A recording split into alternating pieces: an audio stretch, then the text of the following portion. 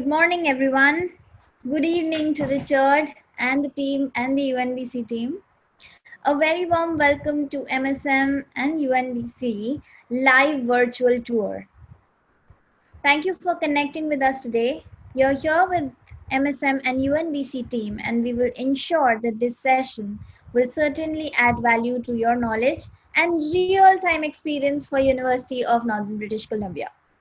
We're very excited to showcase our campus to all of you. This session will be taken by none other than our Manager International Recruitment, Richard Fu. So before we start, we would like to take you through the basic features of Zoom webinar. There are multiple options in your control panel. Please note that this is a webinar and your videos and mics will be inactive. Participate in the webinar by raising your hands option from raise hand option and which is present in your control panel.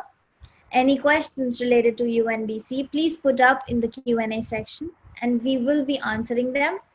For any other questions or any other technical questions, please drop into the chat box. Now over to Richard for his introduction and live campus tour. Hey guys, welcome to our UNBC live campus video tour. I'll be guiding you guys through a couple of places on campus which I think are pretty cool and it's amazing. Unfortunately right now, because it is evening, it's 10 p.m. for me right now and I'm be guiding through you guys in the dark. As you can see behind me, there's nobody around me. So be known that it is dark, so you may not be able to see everything, but the campus does look beautiful in the evening as well. So we'll take you around. We'll start with the Northern Sports Center. So let's go from there. Oh, sorry. The Northern Undergraduate Student Society. Now, this is included in your student fees. So you'll be able to get access to services available by the Northern Undergraduate Student Society. And you get access to a lot of study areas like this big meeting room here, which is now COVID friendly, as you can see from the bottom where they have markers. And these are the space where the clubs and whatnot hang out. And down there are several areas, and each clubs have their own space. For example, our radio club, which is currently broadcasting right now, it's called CIFER, and we'll take a look at their little studio space. And international students are welcome to come on board, access CIFER, listen to some of their radios and whatnot, broadcast. They can also be co-hosts if they want to.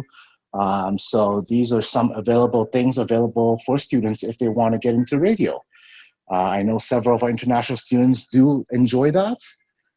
We also have, this is called the NUG space down here, where students can also rent the space out for events they want to host. So this is a great space and this is reserved for our students. So if you want to do that, you can always welcome to come on board and do that.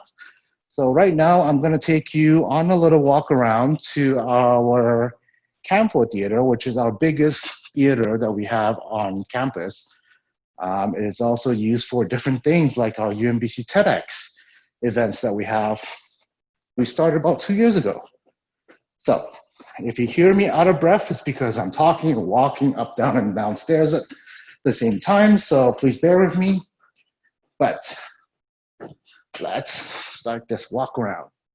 So as you can see here, the Northern Student University Society, that was the event space that we had here.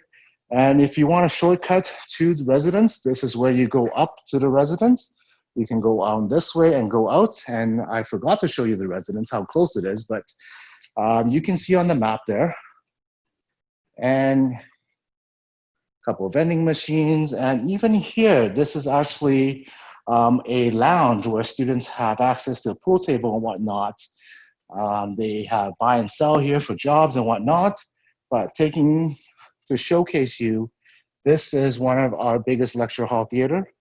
As you can see, we have nice wood beams up top, and this is also acoustically sound. At UNBC, you want to make sure that we're using wood that doesn't have a lot of echo. As you can hear right now, there isn't a lot of echo. We have a massive screen up top as well. So this theater sits about 300 people altogether, but we never have more than 125 seats because we want to make sure that it remains a small class size university like we talked about. And that's the uniqueness about UMBC. But yeah, let's continue the tour and we'll keep on walking along. Security is nice enough to help us tonight. So our security is here 24 hours a day, and that they will be able to assist you if you have any problems when you're on campus. So they're locking up the Campfire Theater in a bit, but they are gonna let us into the dining hall area where we can take a look at what's there. Before they let us into the dining hall, what I'll do is I'll show you the other stuff that we have, like the bookstores and just outside where the Agora is, because that is also a beautiful space to take a look. And you can also see the outside of the building as well for the library. So we're gonna go to that. So right here is where Student Life has their office, where the co-op office are. You can book appointments to see the co-op office. We'll take a look at the Winter Garden in a bit when I walk by the Winter Garden. And this over here is our lovely co-op education banner. We have our lovely bookstore that has all the university swag here.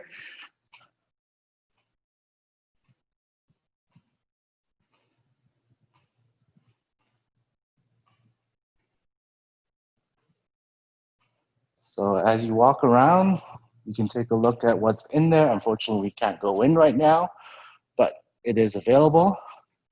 And over there is actually where we walk up to the admin building.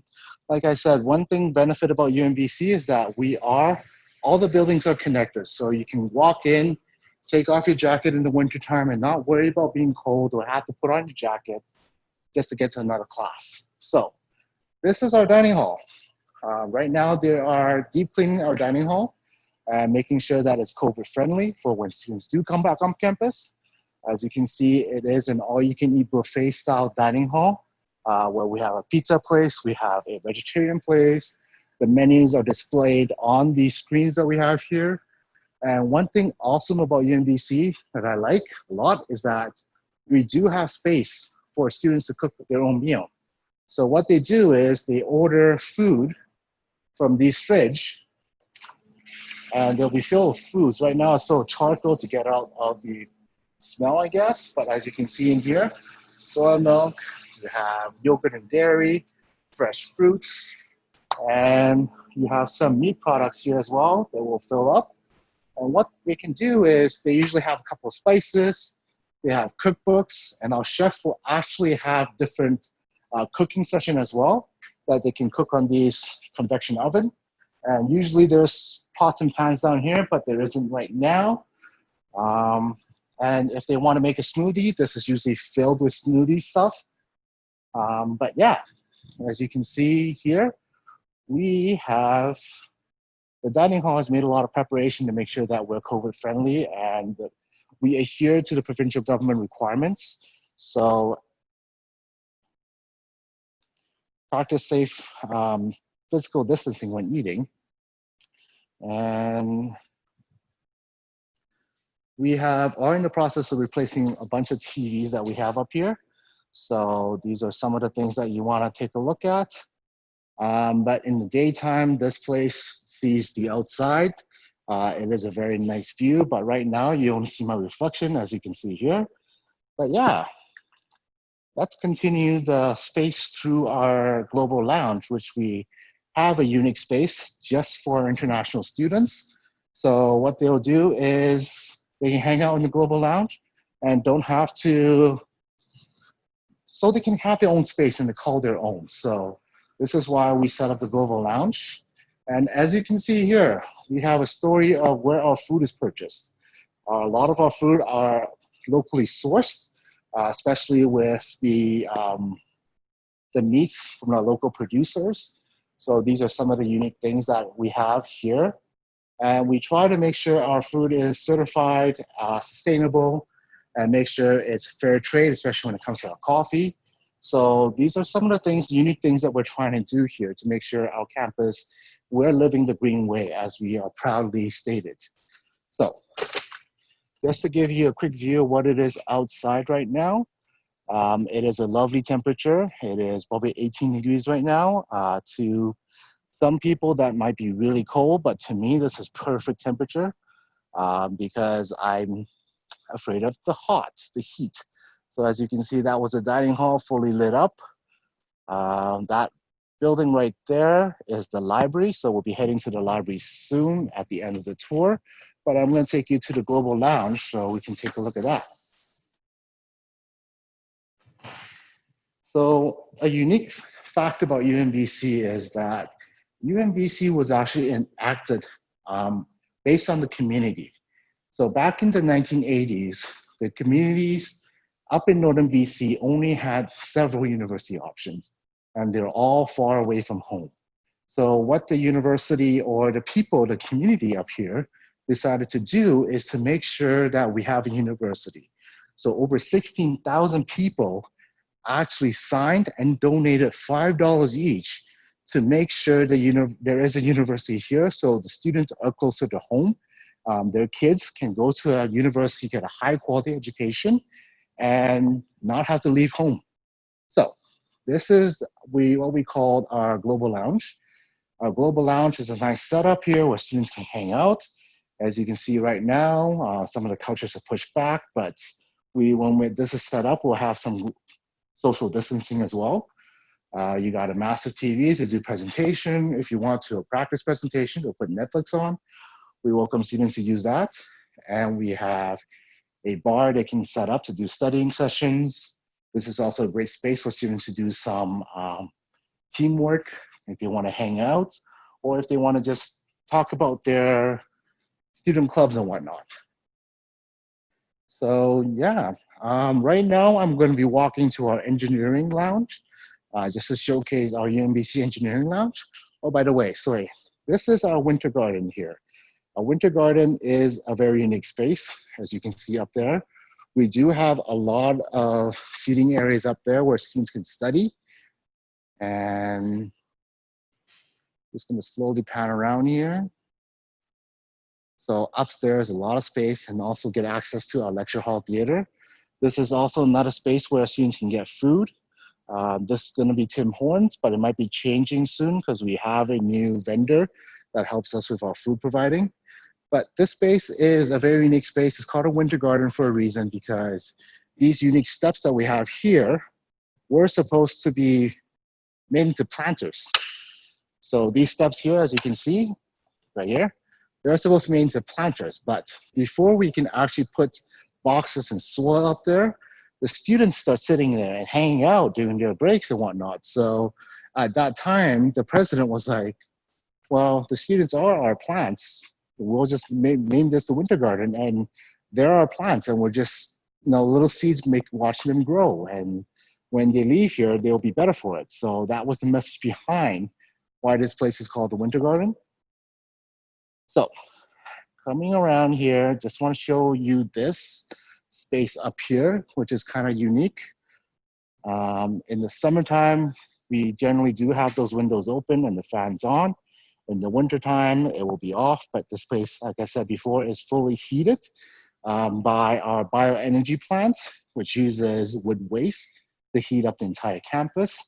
And if I can find it, what I'll do is I'll show you some of the ducting work that will showcase how the heat is being transferred from a liquid form to heat, to, I guess, vented form. So, like I said, the security office here is open 24/7. So you can come here at any time. If they have any issues, they will be able to assist you with that. And right now we're entering something called a student street here. Now this is called Student Street because this is where a lot of student services and your registrar's office, the international office, your cashiers, they're all in this space. So down this hall, if you take a look at the very top here, you'll see that this space is a weird looking shape. It's not a flat roof, it's an angle roof, but the way it's shaped is supposed to represent an upside down canoe. Now that is an upside down canoe because As you know, UMBC is on a First Nation territory. And what we do is we want to make sure, back in the days when they're traveling by rivers, um, they would use the canoe, flip it upside down, and that will be their temporary home for the evening. So we know that UMBC is their home for the next couple of years. And this symbolizes that because it takes place, it takes heritage and takes history from our First Nation culture. So we want to make sure that we have that in our architect, and we do. So a lot of our buildings have different symbolisms and different areas where you can hang out and take a look. There's a lot of architectural meaning to what we're doing. But yeah, this is the time where I can take some questions if there's any question, because it's going to be a little bit of walk to the next space. So, Dashita, is there any questions? Yes. So there are basically the admission requirements questions. Let me go through some questions which are actually related to. Okay, so there's a question that the amenities are all very nice. Can we have a look at the actual classroom where students or normal classes will take place? Yes, we are walking towards one of the classrooms where the admissions to classes. So, campus. So I'm towards the campus right now. But as you walk through here, this building 8 is basically some of our, and we do have several computer labs as well in this building, but a lot of them seem to be shuttered or blinds right now, so I can't even kind of peek in to show you guys what's there. But when we get over to the engineering classroom, I can show you that. Okay, so what is the strength of each class, if at all you can say, like, just the average strength? So I'm not sure what you mean by the average strength, but this is something that we will have in our videos and in our screens that we have here, just to promote the different classes that we do have at UMBC. So this is Anthropology 200, and I know Anthropology 300. They do different types of field school where they take students to Argentina, Peru, and you can do anthropological digs as well. So moving on, any other questions, Ashita? Like how many students are there in a class? So usually first year classes, if it's a lecture, we average about 62 students in one lecture hall. But the biggest first year class we have is 105. So not too crazy. But when you get to the third and fourth year, you're generally looking at about 25 students or so. That's for more specialty courses. So Okay. this building here is our teaching and learning building. Our teaching and learning building houses different faculties. So I'm not sure if you can see, we have the civil engineering, we have the health sciences, we have the school of business at the very top. This building, it is a 4-story building, and it is a great space to hang out and study as well. We have the school of nursing. We also have some taxidermy animals that were died of natural cause, and it was donated to the university. We have that bison looking thing over there. We also have the white polar bear here that you can read about and chat about, and also several donations of paintings and whatnot that we got from a local artist. So moving up to the elevator so we can go on.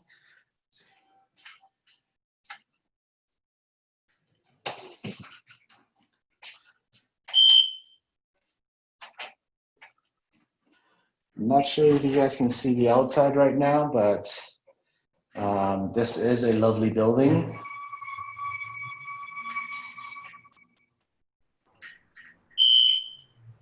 And we're just heading to the second floor of this space.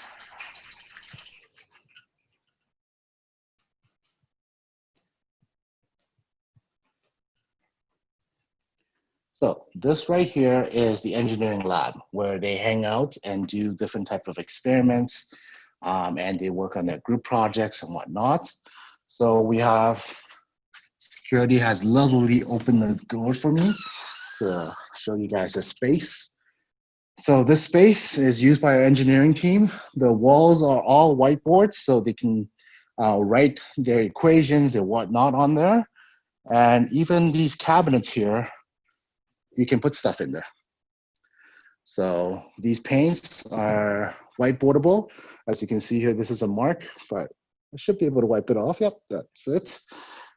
But yeah, engineering space where they hang out, eat their lunch, do group projects. As you can see, there's monitors on each side and each table. So they will do group projects in that, building different types of models.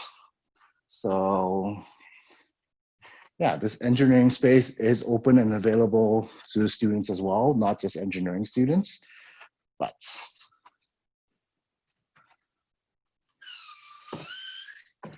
so this is another classroom that we have. As you can see here, a lot of our classrooms have these scanner where you can use your key card to tap in. This is one of our classrooms that we have. This will seat roughly about 65 people. As you can see, the similar setup to the lounge where they have computers so they can do lab work or they can do assignments, but they also have projectors and monitors up front. They're able to listen to students or the instructors and also do live broadcasts from other areas as well. So we've had several sessions where we have professional engineers do live sessions and they were able to interact with our students. So this is one of the space, your study area where they take classes and whatnot. That's the benefit of our university. We are a smaller university. So our classroom sizes tend to be a little bit smaller, a little bit more intimate, but we're still a research-based university.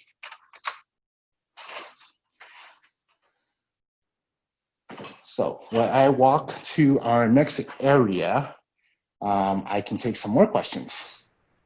Yeah, so there are questions like do we have any quarantine facilities that that we will be providing the students in terms of the COVID-19 situation?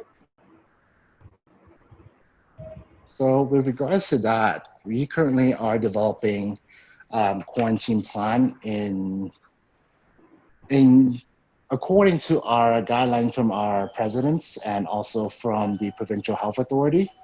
Right now, we are developing spaces for them to be able to do their quarantine plan before they come back on campus, because that is a guideline that's required by the provincial governments and our governments. So we are setting that up. We are in the process of closing a deal with several our accommodation, local hotels, local places, where they can get a better deal when they're coming here for their quarantine.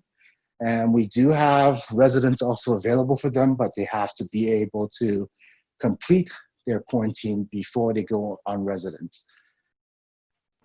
So, does that answer your question? Yeah, and what will be the charges for accommodation, like their residence?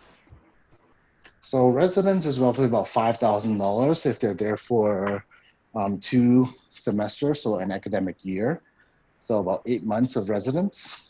Our meal plan, where the dining hall was, that I showed you earlier, is also about $5,000 or so. That's also in the 8-month span. Right now, for the quarantine plan, we're looking at roughly, hopefully, with taxes in, under $100 a night to do the hotel stays and making sure that they have the facility to be able to self-isolate themselves according to the government mandate. That is going to be in plan hopefully by the end of this week, if not sooner. Please do check back on our UMBC website. So yeah.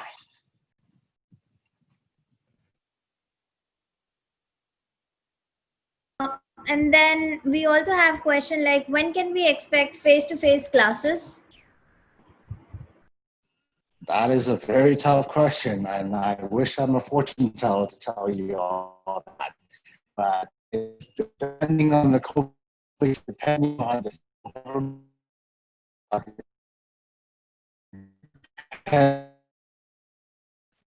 um, give you a time frame, but I want to make sure that it's safe students to come back. We don't want a big situation like the US where they open the high students and COVID cases are rapid through the roof right now, especially in high schools. So we can. So that's why we want to make sure that campus is safe and the COVID situation isn't as high. Okay. So coming through here, we're just going to showcase one of our medical building. But because our, can you guys hear me? Is that okay? Yes, it's perfect. Perfect.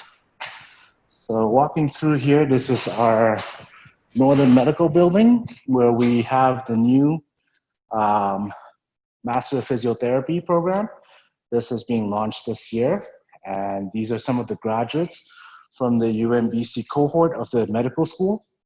And we'll be going through some of the medical school classrooms just to hang out and take a look.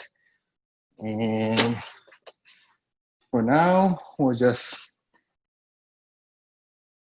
take a look at this building here, some of the classroom sizes that we have in here.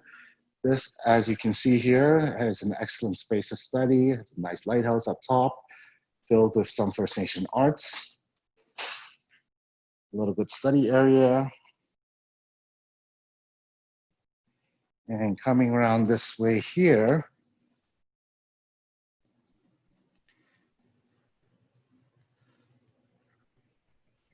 is our building for the medical center, the medical building. So I'm not sure if they have opened any room for us in here, but just wanted to showcase the different space that we have around where students can study. And I'm not sure if you can see up top there, those are some of our students' research projects that they have done. And it's a poster gallery of all the different research projects, especially health related. At UMBC right now, the different research projects that we have are dealing with antibodies and also anti-cancer cells right now, using mushroom as antioxidant properties. So these are some of the research that's happening on campus. Yeah. So walking through. Yeah. So Richard, we've also got another question like, will we be providing, like, will UNBC be providing any travel letter if the student wants to travel and they've got the visa before 18th of March? That is also something that we're working on right now to work with the registrar's office, because the registrar's office would have to produce that letter, and it's not something that we can produce. So this is why we want to make sure that we have everything ready. And like I said, in relation to the quarantine plan, we also want to make sure it is happening at the same time. So they will get the quarantine plan, they'll get the letter, and we are able to go from there. So as you can see here, I could technically walk through the building. As you can see, it's connected to the library building, but going outside is a shortcut. So that's why I'm going outside, and it's easier for me to meet up with the security officer. So this is why we're cutting through outside. But the campus, as you know from our presentation, sits on top of a hill. So it's nice and quiet up here, a great place for students to study. And yeah, so coming in here, this building, this classroom right now is being renovated to allow for our glacial studies.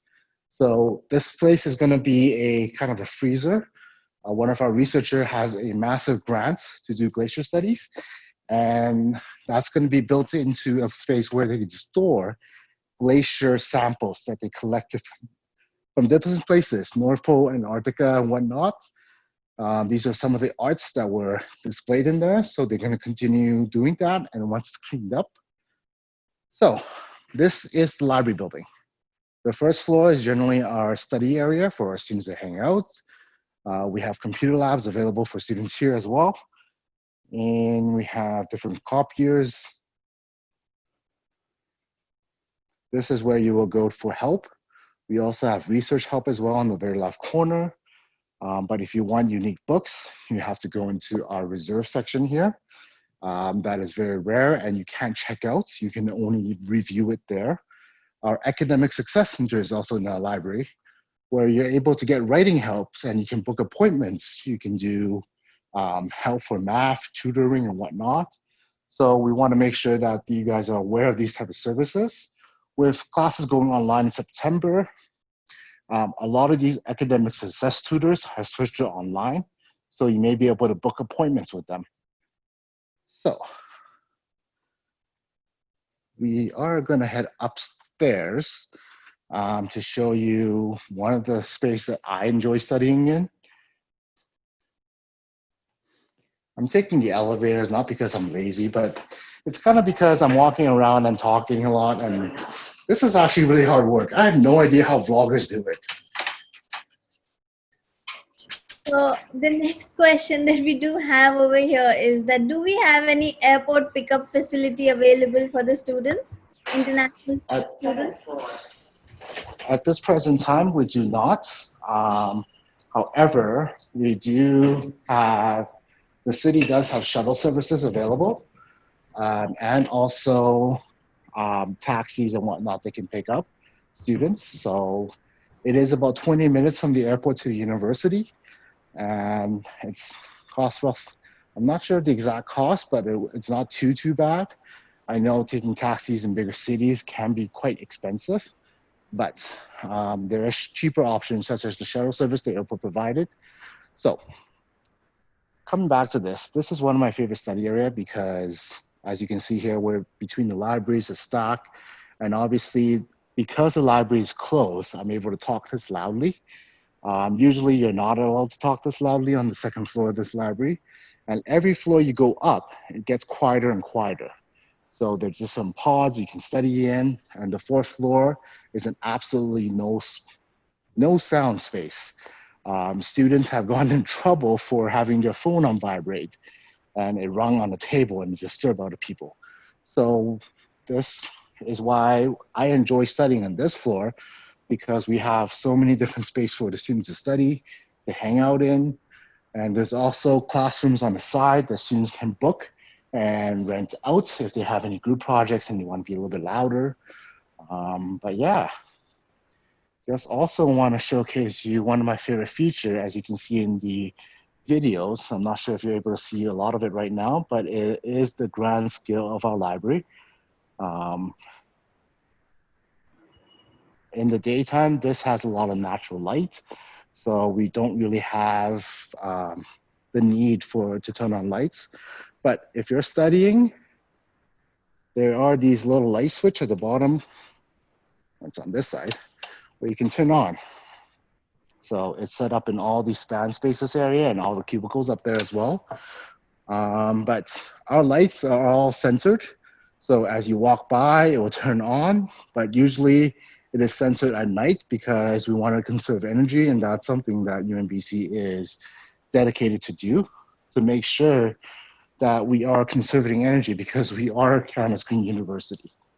So let me just show you some of our study rooms. So this is an example of one of the study rooms a student can book. Light switch here. So yeah. So students can book this room, and this is one of them that they have just removed the computer, but usually there is a computer set up there, so they can use a computer as well. But yeah, why did the light not turn off? There you go. All right. So also another thing scattered around the campus is unique artwork, especially First Nation artwork that we have donated to us. And some of our international students are very excited to see all this. As you can see here, some of them are made out of jade, faux jade. A lot of them are stone carving. We often have residents, or what we call artists in residence, where these artists are First Nation artists or they're local artists, and they come in and do unique artwork just for UMBC. So they donate their time, we provide the material, and they come up with quite a few amazing works that I have never seen myself. This is also a good time for me to answer any other questions. Okay, so there are questions like how do we register for January 21 intake and how the lab-based classes will be going to take online. So once you return to your office, we can probably ask you these questions because this can be a little elaborate if I'm not wrong. Yes, we could go through that. But one of the space that I do want to show you is from the other side of the dining hall. It is the Agora again.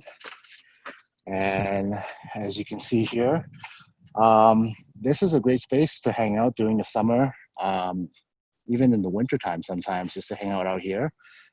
That space right there that you can see with the two, people call it iceberg, I call it the top of snow caps of mountains. That's where the bus depot comes in. So students, when they're taking the bus, they come in down those stairs and into the library or into the buildings, or they can go straight into our student, the NUG space, which is the Northern Undergraduate Student Society.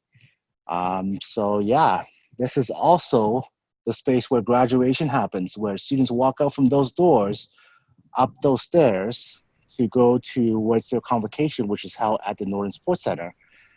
This is a rite of passage, and it has been our tradition since it opens because students come in 4 years ago and they come out 4 years later through the same path. So something unique about that. And I'm not sure if you guys can see the uniqueness of the Agora lines right now that we have here. So this space here has different axes. And as you can see here, there's different lines connecting different parts. So the line that I'm standing on right now, as you can see moving forward, that is called our knowledge center line. So students come in from over there, they come towards the library building. So they'll be walking towards the library building here as we go in. So this is where they get knowledge. And then this axis here is what we call the growth axis. This is the university layout, and we're always going to grow from this way to that way. Okay, and then the other axis that we have here is what we call the community axis. So this axis here, because like I said, UMBC is situated on top of the hill, we overlook the city. So this line brings us directly to the city and connects our residence, which is behind this winter garden. So that's what it represents, making sure that the university is always connected to the community. So like I said, UMBC has a lot of different architectural design and meanings behind everything that we do. Even our dining hall building. This building here is actually representative of different parts of Canada. This one right here looks at our Nova Scotia East Coast, where they have a lot of lighthouse over there. So we have different representations. Coming back to our office, I'm actually surprised I'm doing this tour pretty quickly. Maybe that's why I'm out of breath. But to answer your question about registration, students are able to register online right now for January semester. Classes will be starting. However, the biggest problem right now is that the provincial government hasn't given us a mandate of if we're going to do face-to-face classes or if we're going to do online classes. So that is the biggest problem why we're not able to confirm if the delivery mode is going to be online or face-to-face. But we do have contingency plan available right now for both. So I'm going to turn off my video, but I can still hear you guys while I get to my office and we can chat about some of your questions in a bit. Okay. Thank you so much, Richard. The next question is, the university is situated on a hill. would we have any connectivity issues? Moreover, do we get any Wi-Fi connection in the campus or residence? So there is Wi-Fi connected throughout the university, and you're not going to have any issues getting onto the campus because part of your student fees will have bus pass available, which is the public transit that you can get. So students can get on campus easily. And in terms of internet, we are connected to fiber internet right now. So it does come through us, and we do have a redundancy system where if one internet falls down or disconnect for whatever reason, we do have a backup system. So yeah, you're not gonna have problems. At least I hope so. Okay. So how will the lab-based classes, like the lab-based classes will be converted to online classes? So is there any update on that?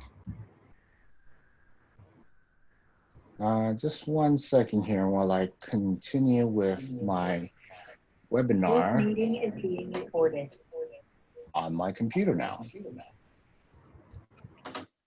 Okay. So, all right. So now back to my office.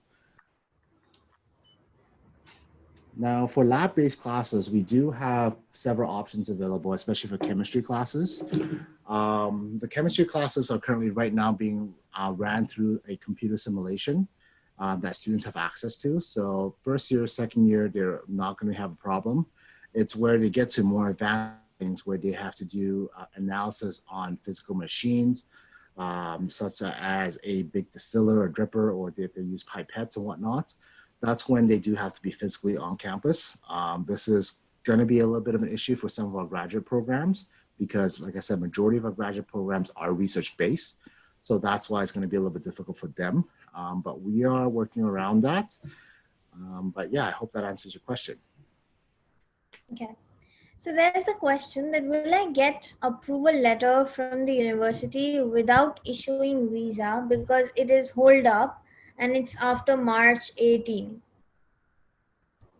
I'm not sure if I understand the question there. If it's the letter to get into Canada, if you have a stage 1 visa, that's something that you have to refer back to IRCC for that. I'm not sure how CBSA is going to work with that, but the letter that we will produce and hopefully will give you is that some of your classes are mandatory to be on campus. And that's why you need to come in through, and it's considered non-discretionary travel.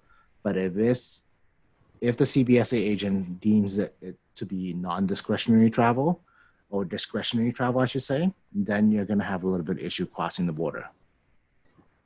Okay, and then we also have a question like, can we, do we have accommodation available? Can we look at the accommodation? So yeah, it was behind the Winter Garden building. And yes, I think that we do have residents available for the students, Richard. We do have residents available, and it is behind the Winter Garden. And I should have shown you that at the start of the presentation because that's the easiest way to show you how close our residence is. But it slipped my mind because I was trying to plan where I'm walking around. So I do apologize for that, but it is very close. It is within 2 minutes. And before you guys came on, I did show the Shita Mehek how close it is. It's 3-minute walks tops. So yeah. And how many hours a week does a student need to study? That's a tough question because it depends on how studious you are. But we do recommend that for every 1 hour of lecture time, they dedicate about 3 hours of study time, just to make sure that they are up to speed, they're pre-reading in advance, and they can contribute to a lot of discussions that we will have in class. So one thing unique about UMBC is that even though our lecture halls are big, we have 100 and somewhat students, it is still a small, intimate place where they will call out students. Professors will call out students and ask them questions, and students can raise their hand and ask questions in the lecture hall. As you can see with one of our Campfire Theater, it is not very, there's not much echo, so you can hear the students very loudly and very clearly. But yeah, we do recommend for every 1 hour lecture or class time, they spend about 3 hours studying. So it also depends on the number of classes that the students take. So that would dictate that as well. Perfect. So it's an amazing campus tour. It was an amazing campus tour, trust me, Richard. And the students did like it. And because we have got few comments over here in the chat section that the conceptualization is amazing. However, they still need to know about few things. Let's say one of the question is coming around is what about the part-time jobs for the international students in case of COVID as well? So right now, international students, if they're working in essential service jobs, and the federal government did list what is considered essential service, the provincial government also has that. They are eligible to work up to 40 hours a week. But this is only in this pandemic situation where they have services that they're considered essential. But in terms of part-time job, a lot of our students have no problems finding part-time jobs on UMBC campus and also outside campus as well.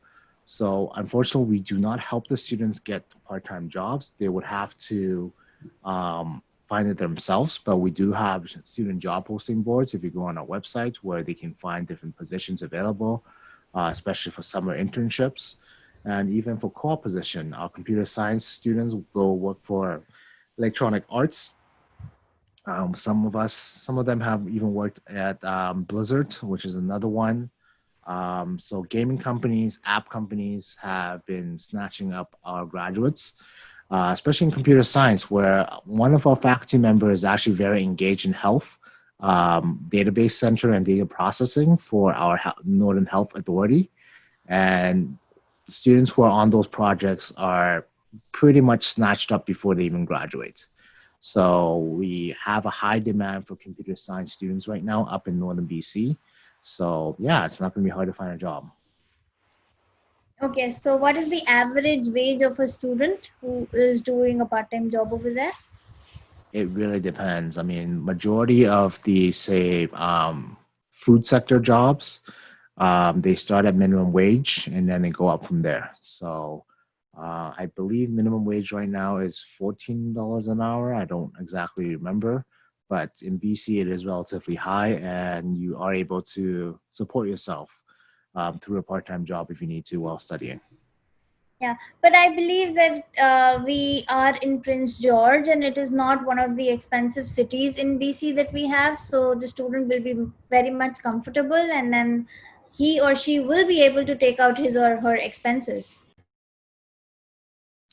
Yep. So the benefit, like Tashida said, of living in northern BC, especially in a city like Prince George, we are the biggest city up in northern part of British Columbia. And the cost of living up here is significantly lower than the Vancouver area or the big city region. I grew up and lived in Vancouver pretty much all my life before moving up here. And since moving up here, I've been able to benefit from the advantages of being at a lower cost of living city.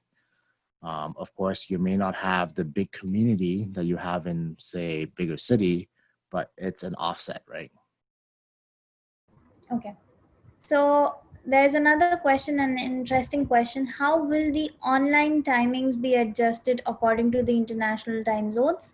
Will the lectures be pre-recorded or live?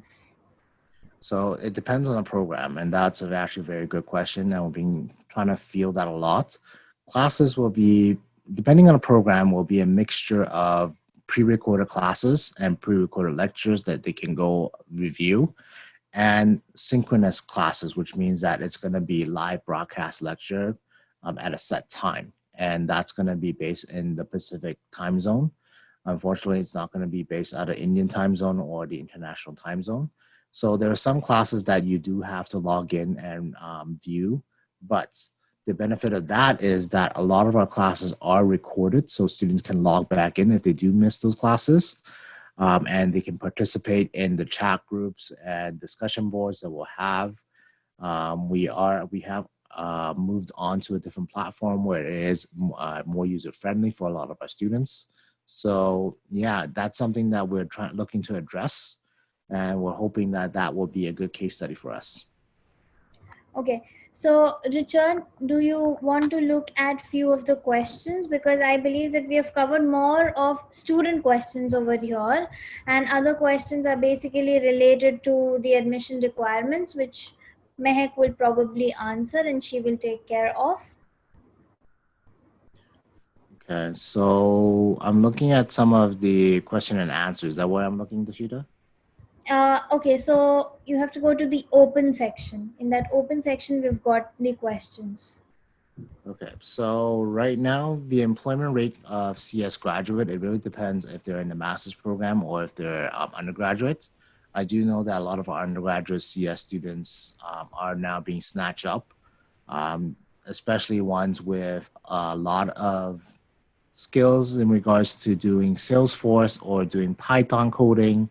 Right now, the mixture of our new program, management and information system, that is something that a lot of students are looking into as well, because it's a hybrid of business and also computer science, more like business analytics. So that is a big demand for especially the big employers up in Northern BC, which is the mining, the resource sector, the healthcare sector, and also at UMBC itself.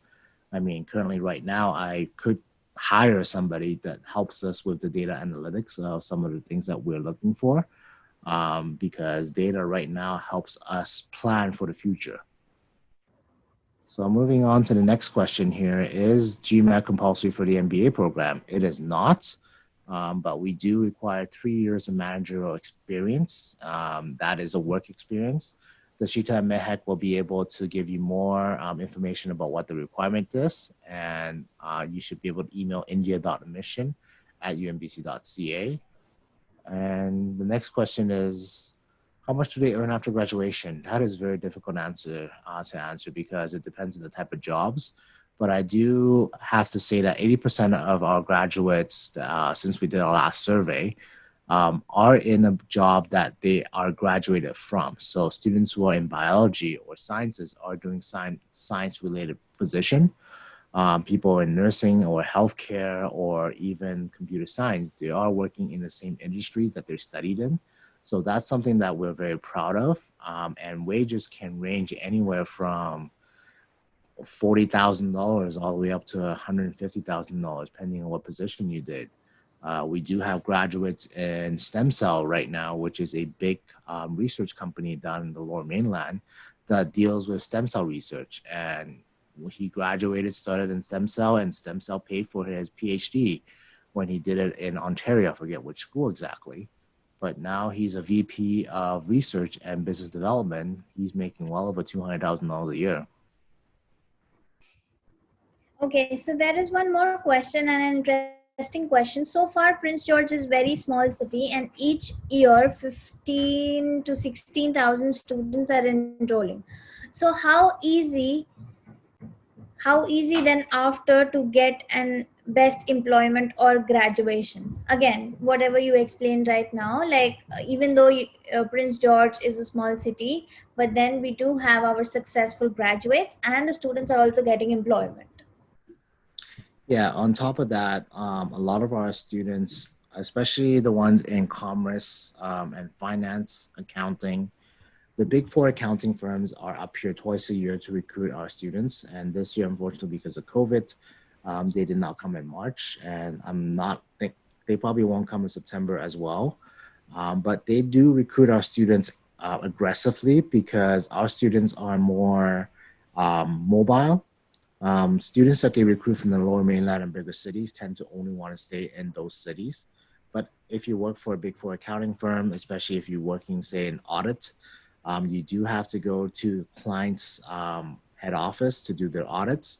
So you could be away from home for 2 months at a time doing these audits. And our students have no problem moving to a smaller place because they're kind of used to it. And students from the bigger cities tend to not adapt well to moving into a place like Smithers, BC, if they have to do an audit where there's only 300 people. Perfect. So apart from that, yeah, do we have credit transfer available for bachelor program? We do have credit transfer available for bachelor programs, but it depends on which program they're transferring into. Our competitive programs will not have a lot of credit transfer availability due to the fact of how the program is structured and how the professional accreditation requires us to meet certain requirements. So some examples will be engineering. You won't be able to transfer into an engineering program unless you come from a school that is pre-qualified with engineering by our professional body. But courses or programs such as the commerce program and marketing, we are able to do some credit transfer. However, it's case by case. So students would have to be admitted first, and they have to submit all the syllabus and also the course outline, what textbook they use, the number of hours in that class. So if they're taking online classes, it will be unlikely, but if it's face-to-face and it's a recognized university, we'll most likely be able to do that credit transfer. Okay, perfect. So yes, all the programs, all the students which are ready to enroll for your online classes, I believe that each and every program is different, and all the programs will be having a specific criteria for you guys to enroll. So before having more doubts, I would request you guys to go to the online platform and have a look at your courses and then register for your Jan 21 classes.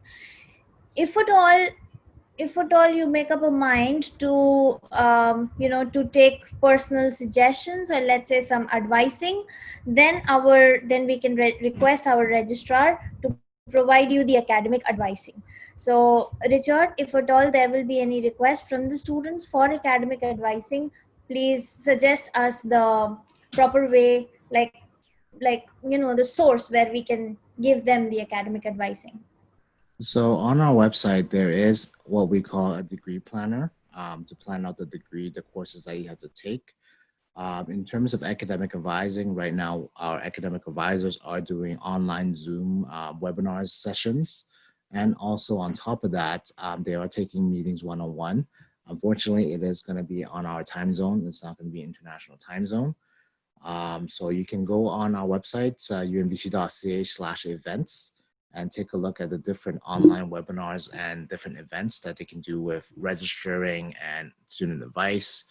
And if they do have any questions about, say, credit transfer or admissibility, please email india.admission and they'll be able to help you with that. But for a specific type of admission, it really depends. I will be able to work with Dashita and her team and Mehak to see how I can help with that. If I don't have the answer, we can always work to the admission officer or the academic advisors to talk about stuff and get you the answer. Basically, that's what we're trying to do. Okay, Richard, thank you so much. I know it's pretty late for you, and it's going to be 11 p.m. for you in a minute. So we will not take much of your time. It has been we're very thankful that you took some time out, and especially your night time out, for all our students and partner agents. I will definitely be connecting the students and the partner agents after our webinar, and I'll see whatever doubts they have that can be cleared. We'll be sending them a detailed email as well on our presentation. So yeah, we will be taking care of the agents and students after this. Thank you so much for your time. Would you like to say something? Yes, I would like to thank you for participating in this first live campus walk around tour. Even though it's in the evening, we do apologize that you didn't get to see the natural beauty that surrounds the building. But hopefully you are able to see it live in person when you do come and register and the borders are open, because some of the agents will know this. Their students are very proud of being here and they're very happy about being here. So we want to make sure to be able to show you, because we know that September you're not going to be able to come here, and being part on campus is something that you guys look forward to. And I just want to give us an avenue for you to at least get a sneak peek, a trailer version of what you may get. So you're able to see this in advance, at least some of the spaces. Unfortunately, today I wasn't able to show you the Northern Sports Center. which is the workout space and the indoor running track. It had some logistical problems that I wasn't able to overcome, but that is also a very unique space where it is one of my favorite space when it's open. So once again, thank you for your time, and I do appreciate you joining us. And I appreciate M Square for hosting this for us. And if you have any questions, feel free to reach out to us. Mehak and Dashita is always available for you guys if they know a lot. And by any chance you stomp them, they will be able to come to me and I will be able to answer your questions. So right now, you guys have a wonderful rest of your day. And thank you again from UMBC, and we hope to see you guys soon. Thank you. And we will be catering to all the students and agents after this. Thank you very much. You guys have a wonderful day. Goodbye now. Thank you. Yeah.